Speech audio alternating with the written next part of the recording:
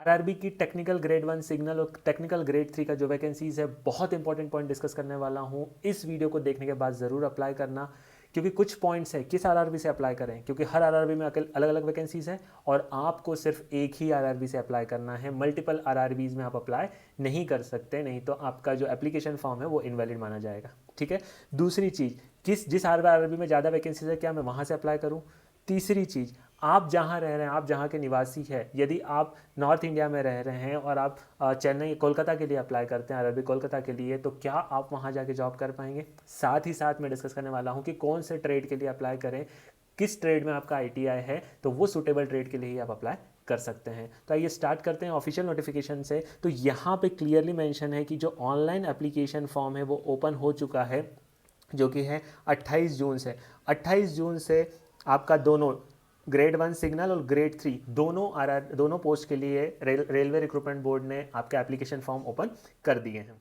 Application form जो open हो गया है 28 जून से, आपका लास्ट डेट जो अप्लाई करने का होगा वो होगा 28 जुलाई। 28 जुलाई के पहले पहले आपको अप्लाई कर देना है। इसमें बहुत इंपॉर्टेंट पॉइंट ये है कि आपका पूरा एप्लीकेशन जो ट्रैक होगा वो नाम होगा CEN02 2025 के नाम से सारे इंडिविजुअल आरआरबीज में। ठीक है। अभी यहाँ पे आपका अप्लाई करने का एक ही मेथड है, ऑनलाइन फॉर्म ही अप्लाई करना है। कोई फ्रॉड कर रहा है, कोई आपको ऑफलाइन का बता रहा है, तो ऑफलाइन का कोई भी एप्लीकेशन फॉर्म नहीं है। ठीक है। दो पोस्ट है हमारे पास, टेक्निकल ग्रेड 1 सिग्नल और टेक्निकल ग्रेड 3। ठीक है। दोनों के सैलरी में बहुत डिफरेंस है। ये लेवल 5 सीपीसी के अंडर आता है और ये लेवल 2 में आता है। तो यहाँ पे देख सकते हैं टेक्निकल ग्रेड 1 सिग्नल की जो स्टार्टिंग सैलरी होती है 29,200 और टेक्निकल ग्रेड 3 की जो स्टार्टिंग सैलरी होगी वो 19,900 होगी। ठीक है। आपका एज का जो क्वालिफिकेशन है वो 18 साल से 33 साल के बीच में होना चाहिए। और जो हमारे पास वैकेंसीज है, तो टेक्निकल ग्रेड 1 सिग्नल की जो वैकेंसी है वो है हमारे पास यहाँ पे 183। ठीक है। और टेक्निकल ग्रेड 3 की वैकेंसीज है 6055 यहाँ पे वैकेंसीज है। तो इस तरीके से मेरी टोटल वैकेंसी हो गई 6238। हर आरआरबीज की इसमें इंक्लूडेड है, सारे आरआरबीज की वैकेंसीज यहाँ पे इंक्लूडेड है। आई बात समझ में। अभी यहाँ पे एक बात आती है कि जो लोग अभी फाइनल ईयर में है वो अप्लाई कर सकते हैं क्या। ठीक है। तो यहाँ पे क्लियरली लिखा है कि candidates waiting for final result of prescribed education are not eligible to apply. यदि अभी तक आपका फाइनल रिजल्ट नहीं आया है तो आप अप्लाई नहीं कर सकते। एक पॉइंट क्लियर हुआ, जिनका फाइनल रिजल्ट आ गया है वही यहाँ पे अप्लाई कर सकते हैं। ठीक है।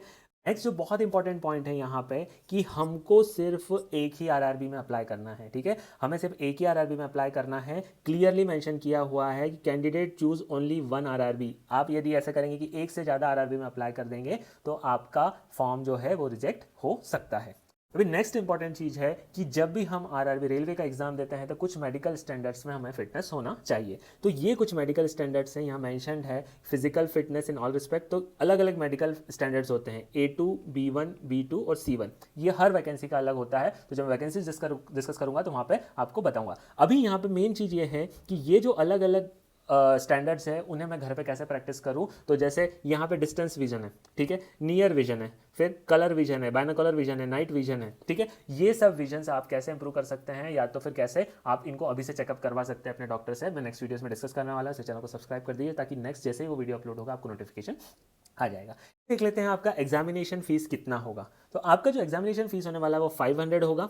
ठीक है। सारे कैंडिडेट्स के लिए except SC, ST, ex serviceman, PWD, female and transgenders, इन लोगों के लिए आपका होगा 250 रुपये, इंक्लूडिंग इकोनॉमिकली बैकवर्ड क्लास के लिए। आई बात समझ में। तो सारे कैंडिडेट्स के लिए 500 और जो यहाँ पे रिजर्व कैटेगरी है उनके लिए 250 रुपये होगा। अब इसमें बहुत इंपॉर्टेंट चीज़ है कि आपका जो अमाउंट है वो रिफंड होगा यदि आप CBT में अपीयर करते हैं। तो जैसे क्या होता है, बहुत सारे कैंडिडेट्स एग्जाम फॉर्म फिल कर देते हैं बट एग्जाम देने नहीं जाते। तो यहाँ पे उन्होंने क्या किया है कि एग्जाम फीस ज़्यादा रखी है। जैसे ही आप CBT में अपीयर करते हैं आपका 400 रुपये यहाँ पे वापस हो जाएगा और यहाँ पे 250 पूरा रिफंड हो जाएगा। तो इन कैंडिडेट्स को पड़ेगी एग्जाम फीस 100 रुपीज़ और इन कैंडिडेट्स को पड़ेगी 0, कोई भी पैसा उनको नहीं लग रहा है। बात समझ में आई। यदि स्टार्टिंग में ये कम फीस कर देंगे तो क्या होता है कि इतना अरेंजमेंट करने के बाद स्टूडेंट वहाँ पर एग्जाम देने नहीं जाता है तो आरआरबी को लॉस होता है। आई बात समझ में। तो ये रिफंड कैसे होगा उसका डिटेल मैं नेक्स्ट वीडियो में दिखाने वाला हूँ कि आपको अपनी बैंक डिटेल्स अपलोड करनी होगी। वहाँ से आपका CBT एग्जाम होने के बाद बैंक डिटेल और आपका रजिस्ट्रेशन नंबर वगैरह आप अपलोड करोगे तो आपके कुछ दिनों में CBT होने के कुछ दिनों के बाद आपका ये रिफंड आ जाएगा। अभी सबसे इंपॉर्टेंट पॉइंट है कि आपका रिक्रूटमेंट प्रोसेस कैसे होगा। मैं आपको इस पूरे रिक्रूटमेंट प्रोसेस में आपको सपोर्ट करने वाला हूं। तो आपका जो इनिशियल रिक्रूटमेंट का प्रोसेस है वो होगा computer based exam. Computer based exam होने के बाद आपका डॉक्यूमेंट वेरिफिकेशन होगा। क्या क्या डॉक्यूमेंट्स लगेंगे, 10th की मार्कशीट, ITI की मार्कशीट, आपका एड्रेस प्रूफ, आपके जो भी डॉक्यूमेंट्स लगेंगे वो लिस्ट में पूरी आपको शेयर कर दूंगा। उसके बाद आपका मेडिकल एग्जामिनेशन होगा। जैसे कि मैंने आपको शेयर किया था, मेडिकल एग्जामिनेशन में जो भी आपके विजन से रिलेटेड होते हैं या बेसिक मेडिकल चेक्स होते हैं वो सब यहाँ पे मेडिकल एग्जामिनेशन होता है। ये पूरा होने के बाद आपके पास आपका ऑफर लेटर आ जाता है। ठीक है, अभी देख लेते हैं आपका सिलेबस क्या होगा, आपका CBT का पैटर्न क्या होगा। तो जो ग्रेड 1 सिग्नल है उसके लिए 90 मिनट में 100 क्वेश्चंस होंगे और हर गलत आंसर पे आपको 1/3 यहाँ पे डिडक्शन होगा। अब इसमें एक पॉइंट इंपॉर्टेंट है कि नॉर्मलाइजेशन क्या होता है। तो नॉर्मलाइजेशन का मतलब है कि आपका एग्जाम अलग अलग शिफ्ट में होता है, अलग अलग पेपर दिया जाता है, कोई पेपर कठिन होता है, कोई पेपर आसान होता है। तो नॉर्मलाइजेशन करने का मतलब है कि जो कठिन पेपर है उन बच्चों के मार्क्स थोड़े बढ़ा दिए जाते हैं, जो आसान पेपर है उनके मार्क्स थोड़े घटा दिए जाते हैं, ताकि सबका बैलेंस बन जाए। ठीक है, तो आपका इसमें जो ग्रेड 1 सिग्नल का जो पेपर होगा CBT, उसका ये आपका होगा 100 नंबर का पेपर होगा और 100 क्वेश्चन रहेंगे। उसमें जनरल अवेयरनेस के 10 क्वेश्चन 10 नंबर के, जनरल इंटेलिजेंस के 15 क्वेश्चन 15 नंबर के, बेसिक कंप्यूटर एंड एप्लीकेशन के 20 क्वेश्चन 20 नंबर के, मैथमेटिक्स के 20 क्वेश्चन 20 नंबर के, and basic science and engineering के 35 क्वेश्चन 35 नंबर के, और आपको 90 मिनट का समय यहाँ पे दिया जाएगा। ठीक है, वहीं आपका जो ग्रेड 3 का है, ठीक है, ग्रेड 3 का आपको 100 क्वेश्चंस होंगे यहाँ भी, पर यहाँ पे आपका थोड़ा सा सिलेबस चेंज हो जाएगा, थोड़ा सा ये इजी होता है। इसमें मैथ्स होता है, गणित 25 नंबर का 25 question, general intelligence and reasoning 25 number का 25 question, general science 40 question 40 number का, जनरल अवेयरनेस 10 क्वेश्चन 10 नंबर का।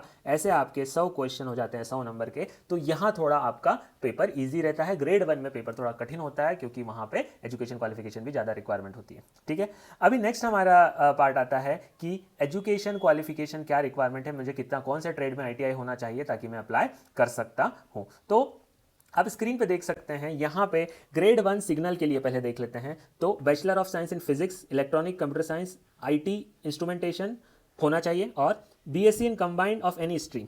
ठीक है, बैचलर ऑफ साइंस हो गया, मतलब BSc इन सब सब्जेक्ट में, या 3 year diploma in engineering, diploma होना चाहिए इन सब में से किसी स्ट्रीम्स में।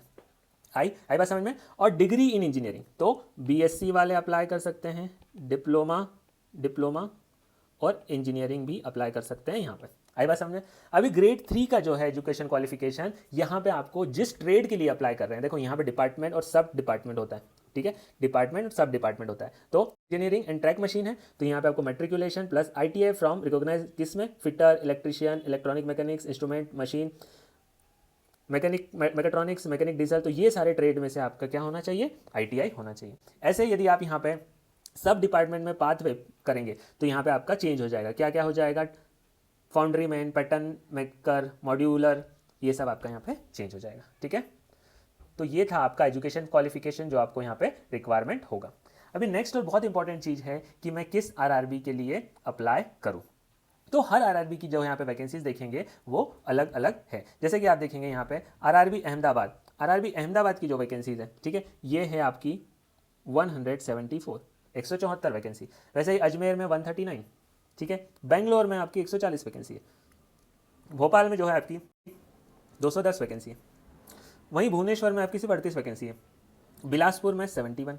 RRB में अलग अलग वैकेंसी है। अब मुझे किस RRB में अप्लाई करना चाहिए ये मैं अपने नेक्स्ट वीडियो में आपसे डिस्कस करने वाला हूं, क्योंकि ये थोड़ा सा लंबा होने वाला है। मैं आपको डिटेल में बताने वाला हूं कौन सा RRB आपके लिए सूटेबल होगा। अपनी प्रिपरेशन जारी रखिए, मेरे साथ चैनल पर बने रहिए। All the best.